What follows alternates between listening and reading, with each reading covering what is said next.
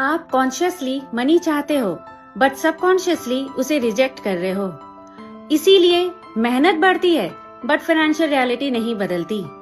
According to neuroscience, हमारा brain repeated thoughts and emotions के basis पे न्यूरल पाथवेज क्रिएट करता है। यानी कि अगर आप सालों से स्ट्रेस, फियर एंड लैक में हो तो आपका ब्रेन ऑटोमेटिकली वही फाइनेंशियल रियलिटी रिपीट करता रहेगा। और इसीलिए अफर्मेशंस काफी नहीं है, यू नीड डेली रीवायरिंग। इसीलिए मैंने क्रिएट किया है daily wealth frequency activation 15 days 15 minutes daily, जहां हम सबकॉन्शियस प्रोग्रामिंग करेंगे, मनी ब्लॉक्स क्लियर करेंगे, अबंडेंस फ्रीक्वेंसी एक्टिवेट करेंगे और ब्रेन को रीट्रेन करेंगे रिसीविंग के लिए। बिकॉज ऑनेस्टली अगर फ्रीक्वेंसी सेम रही तो फाइनेंशियल रियलिटी भी सेम ही रहेगी।